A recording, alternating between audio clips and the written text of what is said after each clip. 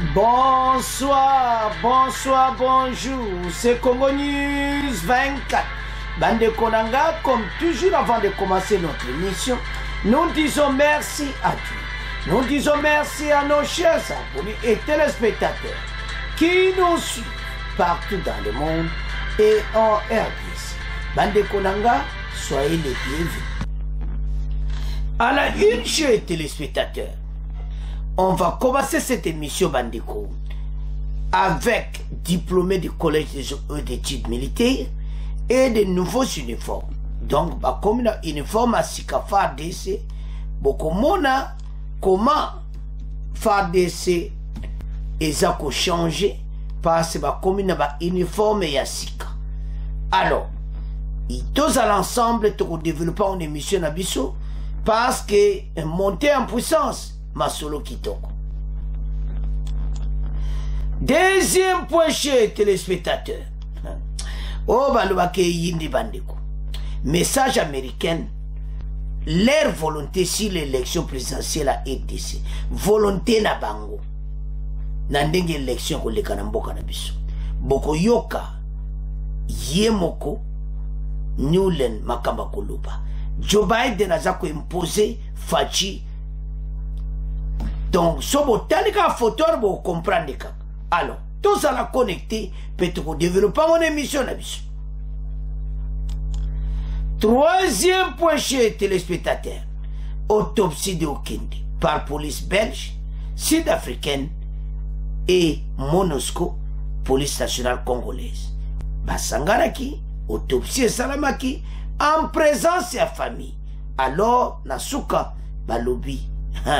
Les commanditaires, Mobomi, déjà va se baïbi. Tous à la connecter, peut-être développer mon émission. Alors, chers téléspectateurs, émission de Bandi et commettante sur l'ensemble la situation politique à RDC. Place aux aïeux, ça va nous c'était Erangwe Koki. Pour te développer ma solo, te comprendre ce qui se passe dans notre pays. Alors, on va commencer directement à FARDC. Et pas Wapi. Na haut de cours militaire, j'ai un diplôme na bango. Et puis, bah, présenter un uniforme à Sika. Mais tu as un uniforme, on a Sika, tu parles là. Bandeko, armée n'a pas changer uniforme. Bazo benga on le mo couleur mo café. Chiwo watia lo bayango. En tout cas, baza ko avancer dans nzela kitoko. Pourquoi changement des uniformes? Uniforme à liboso. Ben filtré bateke la ngoti barwandi. Sobo tali na M23, bazo lata bateni wana yakala. Alors il fallait qu'on change bateni, qu'on l'accent était boza wana boza batafar décidé. Donc comme une bateni à Sika. Parce que bandeko l'air moi ça n'a pas passé. Au moins ces gens les porte-parole soi-disant. Il y a M23 armée rwandaise. Allah te bet tenir à FARDC pas Zulu, on a pété à FARDC. Ça fait mal. Bah changer bandeko. Aux hommes alors, on comprend directement puis bah changer partout. La force navale. On connaît pas mon écoute. Teni kakayamwana. Force terrestre, on connaît pas mon écoute. Bon bazana front, bah sali bah donc aux hommes on a peine kitoko. Alors, bandeko nanga soko tali. Bako expliquer yango. Et ça vraiment très important parce que mboka na biso non. Parce que ce pays est un avenir, mais le départ a été très mal. Et surtout après Mobutu. Et comment qu'il est souple pire. Avec l'arrivée en masse, il y a AFDL Nabarwandi.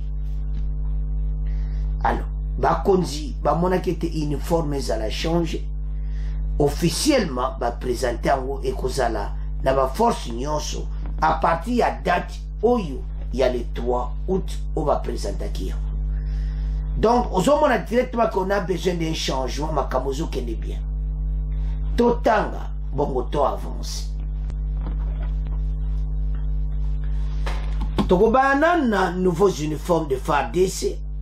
Après, Tokoya na diplôme haut de cours militaire. Et puis, Toko parler si arrivé à Pemba au nord Kivu et pas wa ba séance zo salama parce que bande koto ça a besoin makabobele changer. Alors toba na uniforme le général-major Kipongo, sous-chef d'état-major, charge à logistique, a mieux expliqué qu'il y a un changement de uniforme. Okoyeba force navale à partir de Kotinabango. Okoyeba force terrestre à partir de Kotinabango. Et puis Okoyeba force au bazana front fort à partir de Koti. Donc, bah mais il faut changer bango un peu. Toyeba bo bazana front et bah on a force navale et tout ça. Alors, ministre de la Défense, Masolo et Salama qui est très propre. Alors, bah présenter en dans la STP, bah Zanair. Alors, Bemba akendaki na Est. Bah réunion yangoana. Bandeko tozana situation que il faut guerre ici là. Ndeni guerre ici là. Parce que ba comité bazo luka bazo sala ba jena bango pour bisoto dialoguer na ba 1-23 chose o eko sala mate Kagame na Museveni bazo sala ka ba cop na bango juste à ce que Museveni azolo ba que voilà to dialoguer et tout ça mais ko simbati ba condition de l'état de bomono na za déterminé azoluka monter en puissance à FARDC, ça déca rejoindre Bisso, na MONUSCO pas rejoindre Bitumba Oyo. Alors, tout là on a un extrait Oyo, il y a uniforme, pour peut-être développer ma solo à la réunion à Bemba na Est, na uniforme. Après Tokoya, na ba diplômé.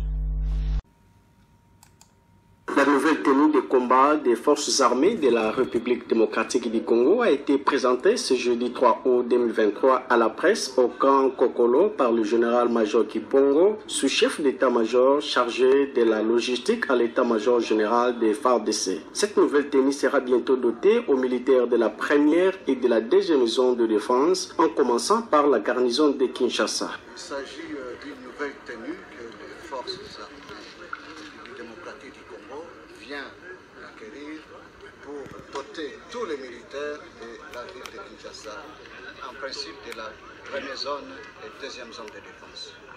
Pour les militaires qui sont en opération, il y a une autre tenue et qui est déjà en circulation à l'est du pays.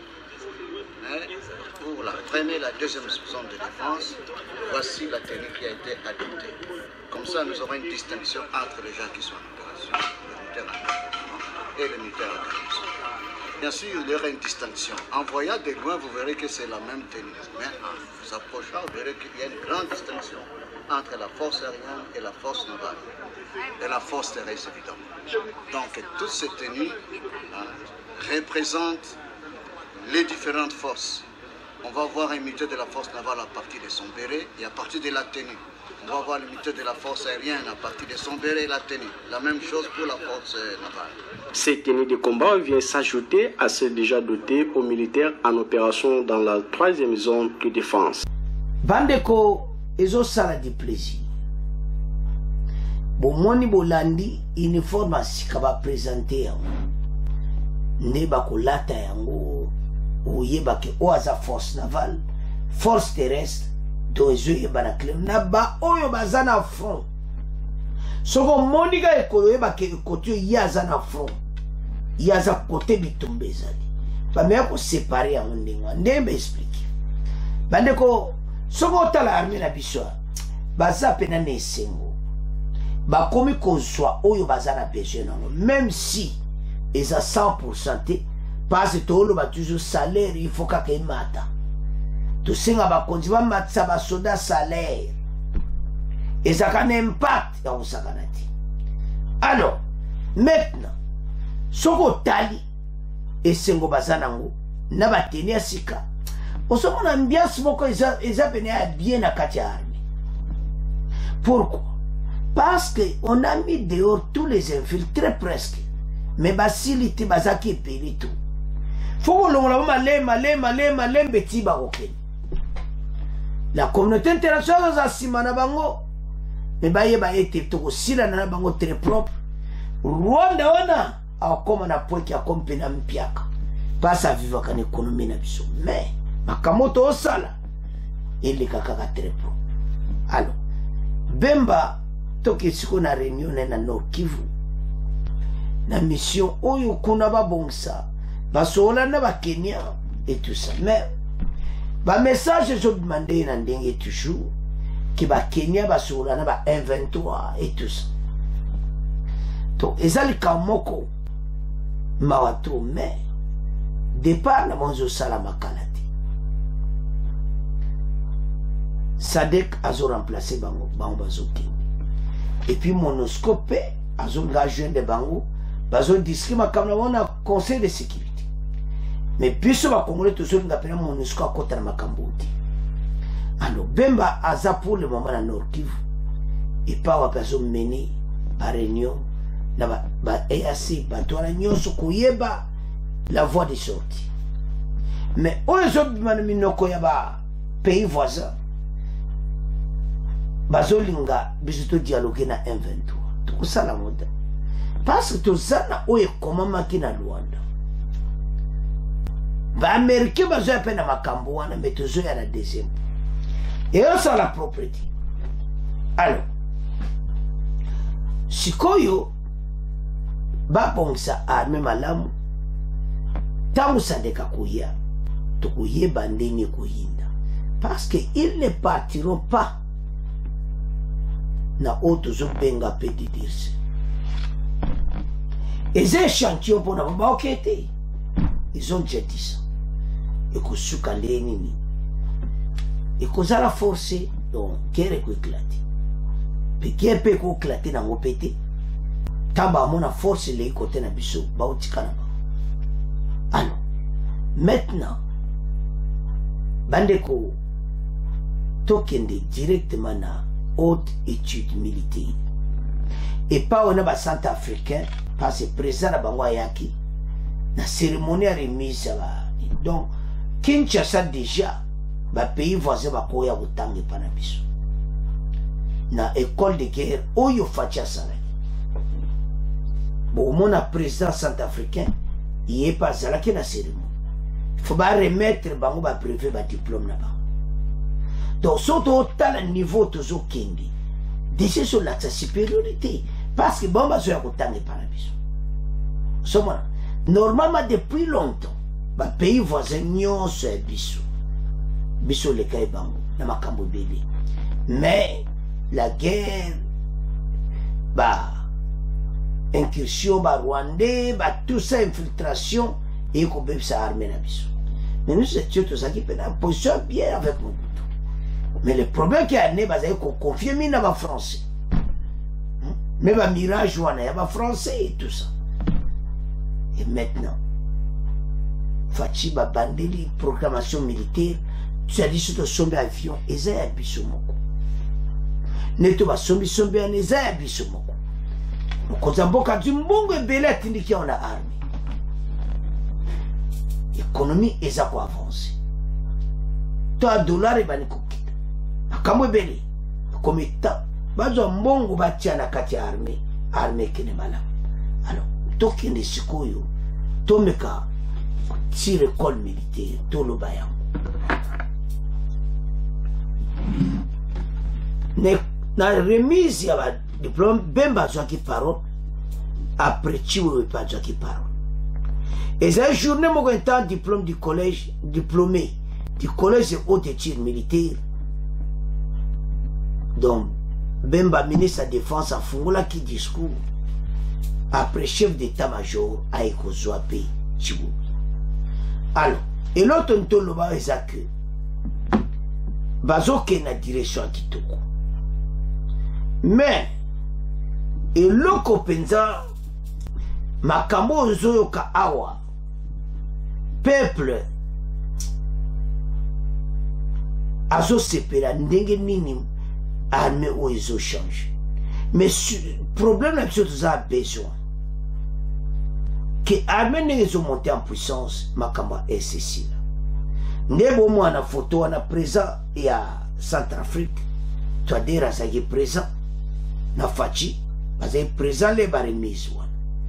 Alors donc tant ba pays musu bazoya koyekola epa na biso na école na biso ya haute étude militaire ezosala bien. Alors tolanda extrait oyo bongo to avancé oyo ben bazopesa discours sur pesa ba diplômé ba mikanda na bango. Avançons. Excellence, Monsieur le Président de la République démocratique du Congo.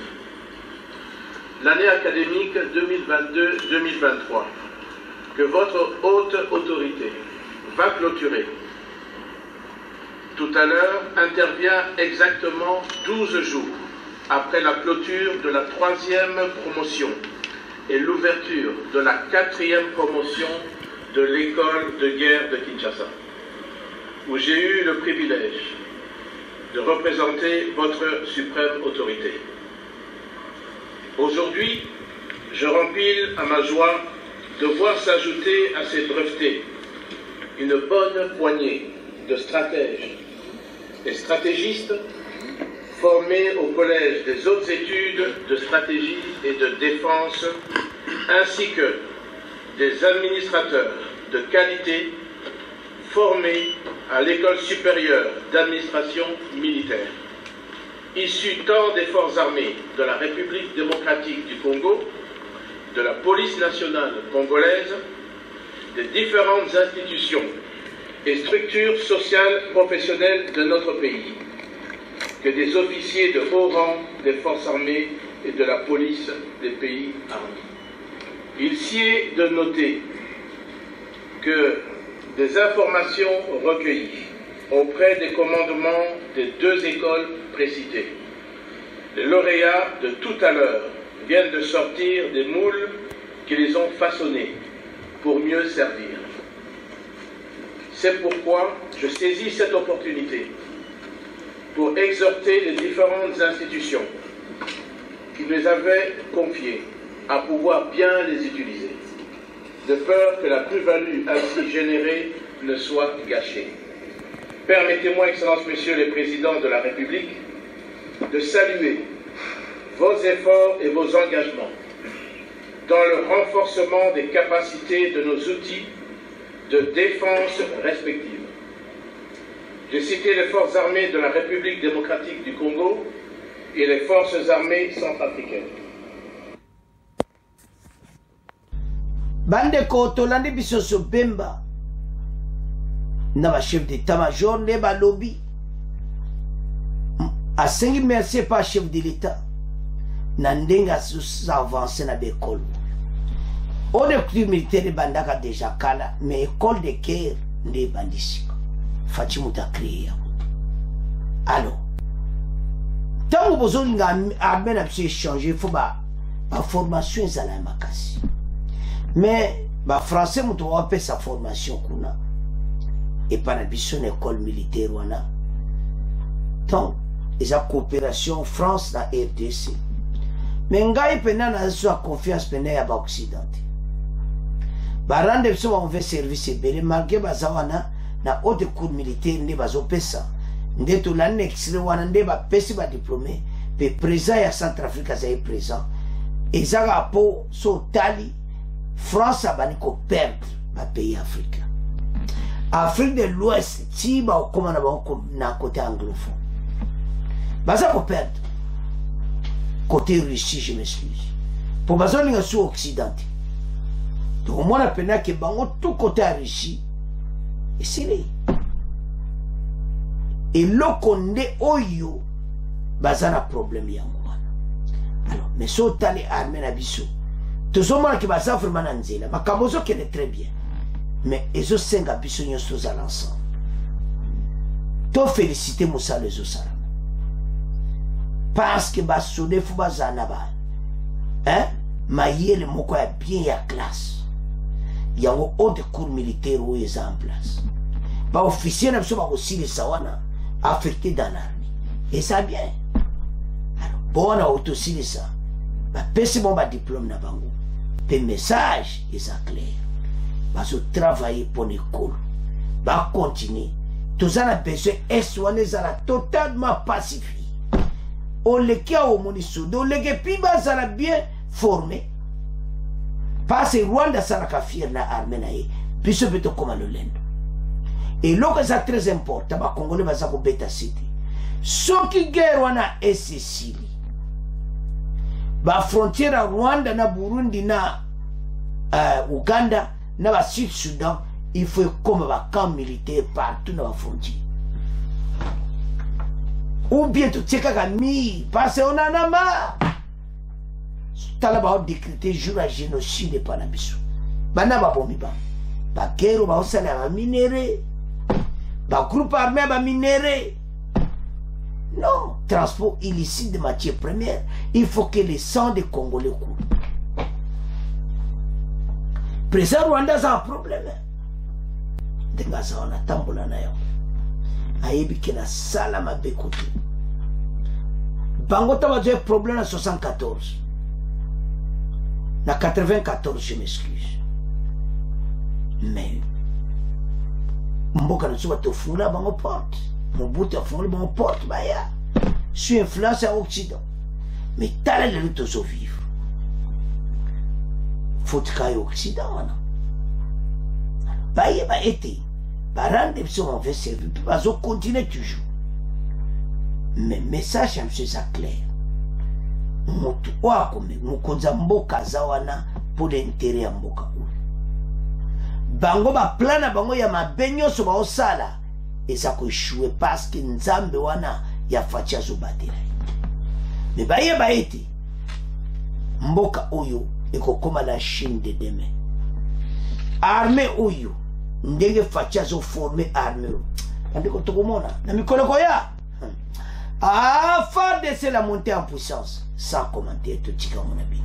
Tokomo kenena deuxième point. Chers téléspectateurs, to comme na point na biso ya ba américain sur l'élection na biso yango batuyu baza ko imposer faci ndenge wana sur l'élection na biso baza ko lotala opposition oyo baza ko salako ba oke ba réunion en coupe pa ba américain ba ko lobaka makama wi to ko tshela bino yebo oyo kana micro balobi bango balobi ete élection na biso et en 2023, Bazar a besoin d'élection moko crédible et puis, oyo ba petit seti participation ya bango nyonso ba opposant.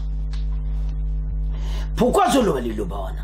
C'est parce que FCC aya koloba ya ex-président Kabila.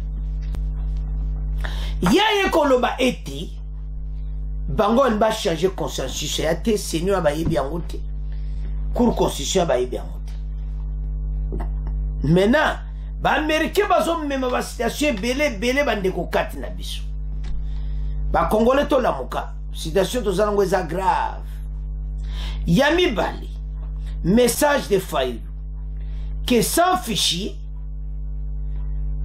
au dia fichier faille na baté ba ko participer. Biloko ani banba tinda biso sala nini kadi masi apesaki bango réponse ezaki fichier bako osalisi audité toza na tante tosalaki yango déjà batwaki réponse me baza contenté Faïlo insiste sur ce que fichier ezala ya koparticiper. Alors makambo ndenge ezokende en plus de ça bazana candidat na bango Mukwege to bino nyonso ba Faïlo ba Katumboye ba ke candidat na bango aza Denis Mukwege oyo azolobela côté mais entre temps ba député na yi ba poser candidature yangwana Jeune Afrique arrivé ça ki bango et Denis Mukwege aza ye pas na kati wana masolo. Bango nyonso bazana problème parce que mokonza mboka donc oyo kaka popularité zaka komata tunakize émission derrière ma Kinshasa bozota makambo ebele donc à partir de mikolotive élection beaucoup mona ba réalisation à tous les centres financiers Kinshasa tali kitoko makambo ebele azosala boyokaka non tokoma na rythme européen ti Congolais bana ko comprendre bilo mike atande basalaki molongo na stade de martyr et ça les propre nde basalaki vraiment na molongo ndena ba pays occidentaux biloko ato ya ba changement de mentalité place bokozala busa molongo biloko mike mais tozonga na dossier na biso pourquoi ba américain baza ko imposer biso bande boyoka ekosala bino biendi crédible et apaisé wana ça va mais koloba que participation il à tout le monde c'est une obligation faut batwana nyonso bazala Fayulu Katumbi Matata Batouana oyo bango bayebi déjà faut bazala mais porter apolele pona bango bango nde bango balingi te bazoposer ba condition Fayulu a posé aye ex-président Kabila a posé aye toujours kende wapi ces pays ont besoin de développement moi ba millions de dollars besoin ko pesa biso bino ba américain bozo tika biso na position tozala kabo to yo kaka nyonso para bino mbalota fachiza na bango mayina baza batuti occident comme état oyo EDC et que na marque aye moko to tambola na biso moko on en a marre de l'Occident alors tout temps oh là là message américain leur volonté si l'élection présidentielle a été boyoka volonté na bango et l'oni bango balingi na EDC. Nous avons aussi discuté la nécessité pour les USA, pour la EDC, de promouvoir des élections transparentes, équitables. Nous aurons aussi l'opportunité de rencontrer la CENI et les représentants des observateurs neutres de ces élections, a dit également Madame Nolan. Ndegaye, Awokuta, observateur net et tout ça. Nous avons échangé autour du conflit mortel à RDC qui impose des souffrances immenses aux communautés qui sont sur place. Bolongo na 1-23 bozo tikiwana na batu na bino bazana bozo tinda biso de fatia ko négocier na ba pantenti. Tozonga na point na biso oyo élection. Et comme on va organiser les élections historiques au mois de décembre, nous avons échangé sur la nécessité que ce soit pour nous au niveau des États-Unis, mais également pour la RDC, de promouvoir des élections transparentes et équitables. Et nous voulons que toutes les voix de la RDC se dirigent vers les urnes pour voter. Balingi ba voix nyonso ekene na urne pour voter. Ndeni yango ko salam. Ce n'est qu'à ce que Batu Kabila va participer. Somona na batafaye. Ce qui était pour la crédibilité. Déjà, c'est un problème. Il y a déjà piège. Et nous voulons que toutes les voix se dirigent vers les urnes. Nous sommes confiants de vous penser que les élections peuvent être libres et équitables. Tout le monde participe à ces élections. Moutignos, la sous-secrétaire intérim, monsieur d'État aux affaires politiques, va aussi rencontrer les responsables de la CENI et les représentants des observateurs neutres. Voilà Ndenge Masoulé Zalaki. Joba Dende Bomona Boazo Bengaka, président de la République, qui a insisté sur Batou. Batouana Bango Moko va poser ma candidature tokene une élection. Ba doléance na bango bazo pesa eza non fondé. Soki bango balandi yango zo salamao. Osomona mokonzi a préparé terrain d'élection koza. Mais bango nde bazo mema makambango bazo sa biso go imposition par Fachi. Il y a imposition yani. Fachi atali na côté azakunate. Biso to ko avancer na biso.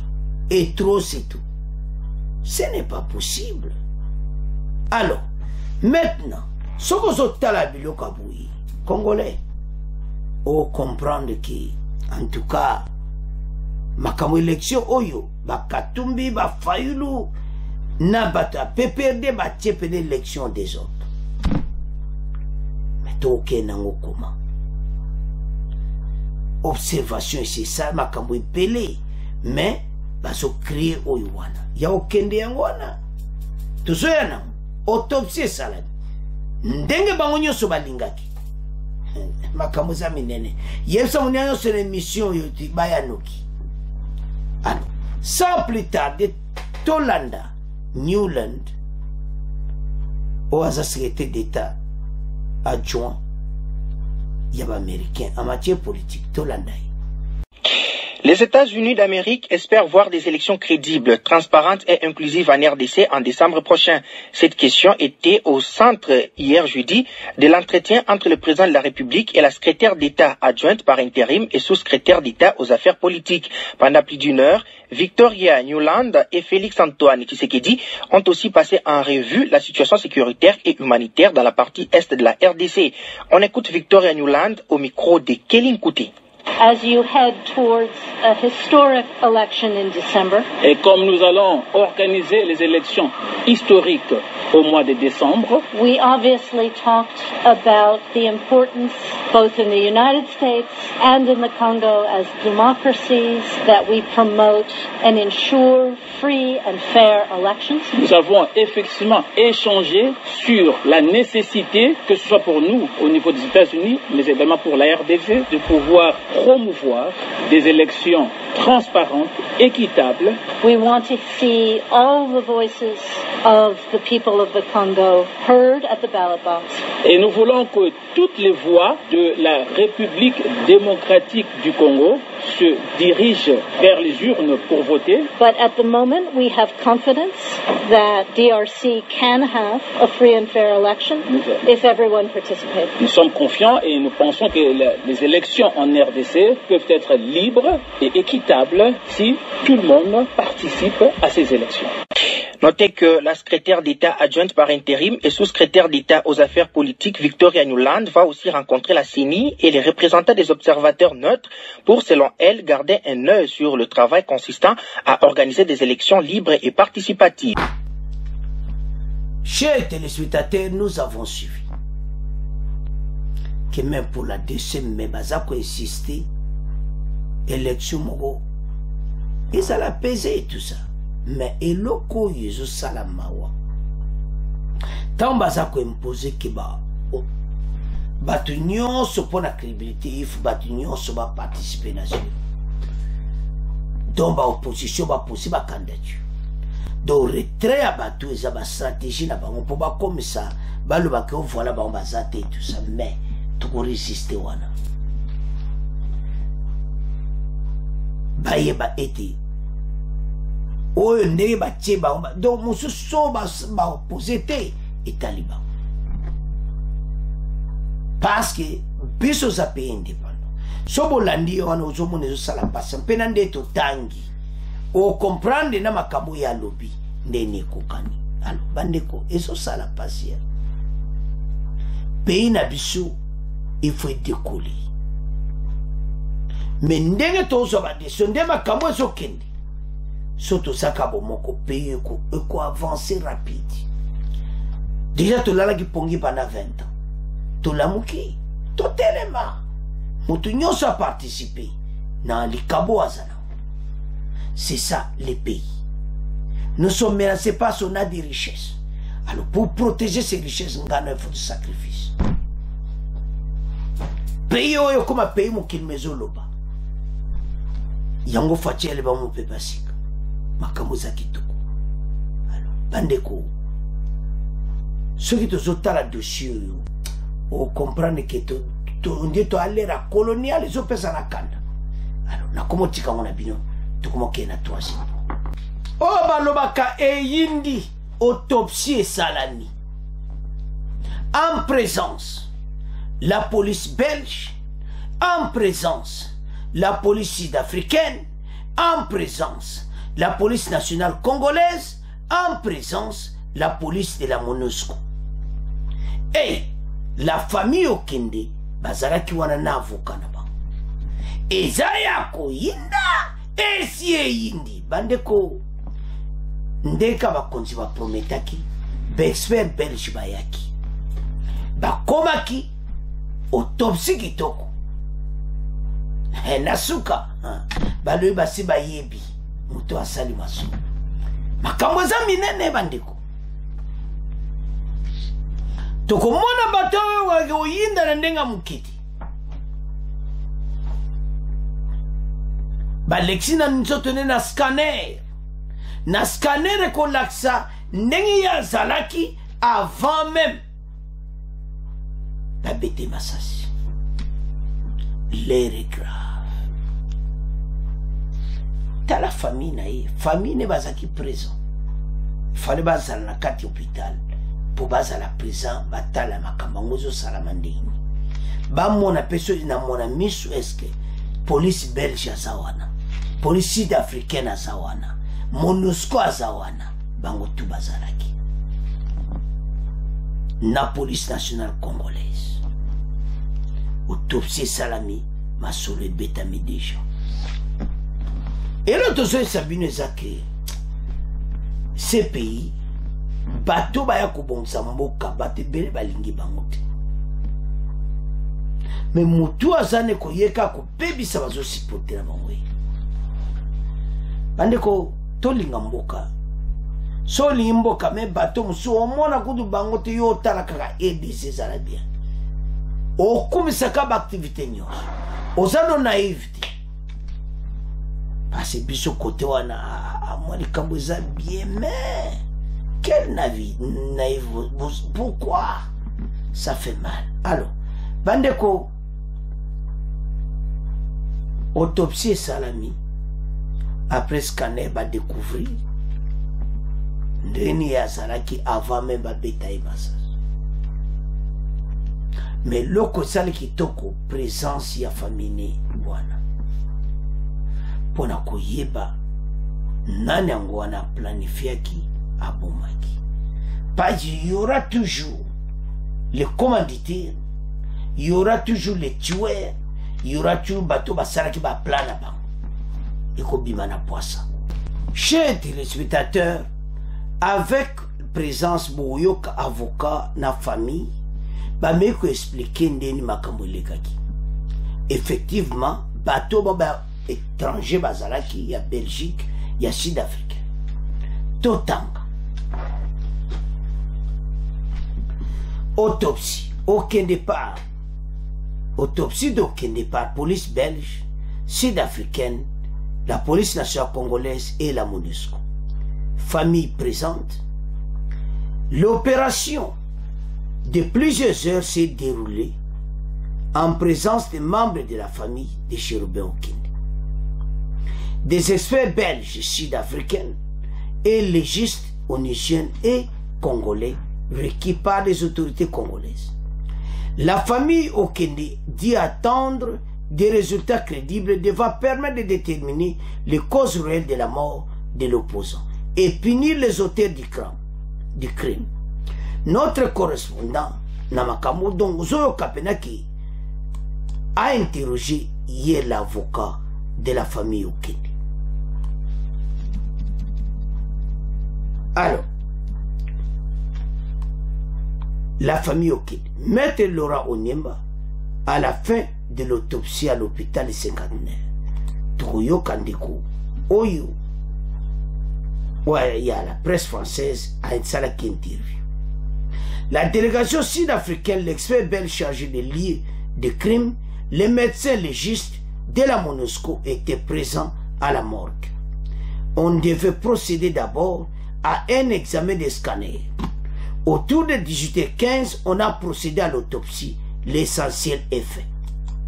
Interrogé sur l'identité des futurs auteurs du rapport, Maître Laurent Oyemba a répondu, du point de vue du droit politique congolais à la matière, si vous ne voulez pas que les procès-verbaux soient frappés de nullité, au moment des procès, seuls les médecins inscrits sur les tableaux de l'ordre de la RDC peuvent signer les rapports. Et donc, la participation des experts étrangers va s'observer au travers des rapports qu'ils vont émettre individuellement. C'est à ce niveau-là que nous avons l'obligation d'être vigilants. Parce que nous devons rentrer en possession de tous les rapports qui nous permettent de faire des parallélismes entre les différentes orientations des spécialistes en balistique, en lieu de crime et des spécialistes en médecine légale. Il conclut, nous voulons quand même déjà à ce stade savoir quels ont été les mécanismes de cet assassinat. Aussi, nous assurer que la justice va devoir aller dans le sens de l'éclatement de la vérité. Alors que dans le moment stade déjà, le mécanisme d'assassinat de baboma qui est déjà. Namuto asala qui est banam. Alors les médecins experts ont procédé à l'autopsie bandeko de l'opposant Chérubin Okene. Bato basala ki makamu oyo ba komi na problème sur lui. Bazoye bate loni ba koko sala ce moment. Parce que dégâts déjà c'est côté. Mais Maweke, il a perdu son âme. Pour un bateau, soit-disant, bazowe la bango ba poste politique, soit-disant, makam na bango. Alors, Togoyoka verdict, il y a la police belge sud-africaine, na MONUSCO, na police congolaise, ma procès verbal, il y a autopsie. Ndeni bako sala, ndeni bako présenter. Alors, à ce stade, lui qui est ban. Mais Mawezaki, famille Okende, ça n'a pas si, perdre être cher na bango, pour na makambo oyo. Les assoiffés du pouvoir. Boko yeba, secret kobima. Ya on te félicité ba konzi, nan denge ba bengsi ba étranger ba ya. Pour mon bosukia, bozana problème sérieux. Avançons. La délégation sud-africaine de l'expert belge chargé de lieu de crime, les médecins légistes de la MONUSCO comme du bureau conjoint des Nations Unies ont été présents à la morgue. On devait procéder d'abord à un examen de scanner. Autour de 18h15, on a procédé à l'autopsie. L'essentiel est fait. Qui va produire les rapports? Bon, du point de vue du droit positif congolais en la matière, si vous ne voulez pas que les procès-verbaux soient frappés de nullité au moment du procès, seuls les médecins inscrits sur le tableau de l'ordre de la RDC peuvent signer les rapports. Et donc, la participation des experts étrangers va s'observer au travers des rapports qu'ils vont émettre individuellement. Et donc, c'est à ce niveau-là que nous donnons l'obligation d'être vigilants parce que nous devons rentrer en possession de tous les rapports qui nous permettent bien sûr de faire les parallélismes entre les différentes orientations des spécialistes en balistique, en lieu de crime et des spécialistes en médecine légale. Nous voulions quand même déjà à ce stade connaître quels ont été les mécanismes de cet assassinat. Aussi, nous rassurer que la justice va devoir aller dans le sens de l'éclatement de la vérité. Bateau nyonso baza okanga assassinat politique. Maintenant, les mécanismes de l'assassinat ont été déjà yebana. Ndeto landiwana. Donc, si yebani nana salaki. Nana salaki boy. Ba planification na bango autopsie relax. Bandeko, ça fait mal. Mon tuba perde être cher, mon amakambu, mozo tali kutu. Kapo muta bima na poste na ye oyaza ambezena. Mon de zongeli bino mabe. Yango tozo féliciter gouvernement. Bango to bagangi batali boso ki tufuto benga bapaya baya. Parce que bango yo se ba benga ezate ki obata so ba okokate, ba so ba kosala. Mais déjà ndenge Katumbi aganga ki keza assassinat politique. Aza ko accuser gouvernement mbala moko. Et ça là qui propriété. Il fallait kaka be étranger baïa. Maintenant ba belge baïa. Ba sud-africain baïa. La police nationale congolaise, la police à MONUSCO, les experts, les médecins, ba sali une autopsie. Et puis maître Nyamalubi à ce stade et yebani déjà. Nani mécanisme et assassinat. Et ça mawa. Ba tuaza ko monoga aboué c'est ba belge en bakoya. Oh boy, bango ana baye. Ndenge za kote akana bango bazana problème sérieux. Bazé kote a pression. Ba avocat ya garde du corps. Na ba avocat ya chauffeur ya Okende. Bazo tiamba baba mona bango. Bako mona bango ti. Bo c'est la bako mona bango na procès.